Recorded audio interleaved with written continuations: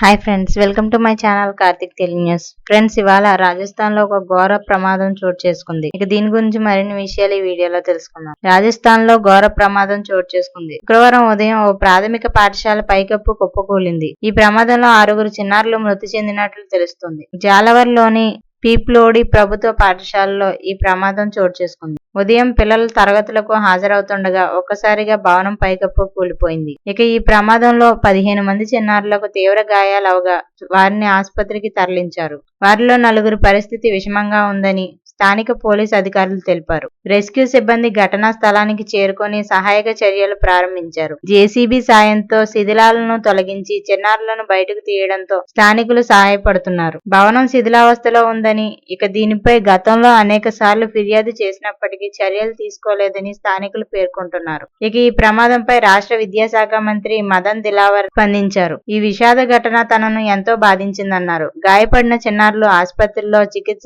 తీసుకుంటున్నారని, వారి చికిత్సకు ఖర్చులను ప్రభుత్వమే భరిస్తుందని ఆయన తెలిపారు. భవనం పైకప్పు ఎలా కూలిపోయిందో తెలుసుకునేందుకు విచారణ జరిపిస్తున్నామన్నారు. అలాగే ఈ ప్రమాదం రాష్ట్రపతి ద్రౌపది ముర్ము, ప్రధాని నరేంద్ర మోదీ దిగ్భ్రాంతి వ్యక్తం చేశారు. విద్యార్థుల మరణ వార్తను తనను ఎంతో బాధించిందని ఆయన పేర్కొన్నారు. బాధిత కుటుంబాలకు సానుభూతి వ్యక్తం చేశారు. గాయపడిన వారు త్వరగా కోలుకోవాలని కోరుకుంటున్నానని తెలిపారు. ప్రధాని కార్యాలయం కూడా బాధిత కుటుంబాలకు సానుభూతి వ్యక్తం చేసింది. సో ఫ్రెండ్స్, ఇది అప్డేట్ న్యూస్. మరిన్ని అప్డేట్స్ కోసం ఛానల్ సబ్స్క్రైబ్ చేసుకోండి ఫ్రెండ్స్. అలాగే పక్కన ఉన్న బెల్ ఐకాన్ క్లిక్ చేసి వీలైతే ఛానల్ కు లైక్ అయితే చేయండి. Thank you friends. Thanks for watching this video.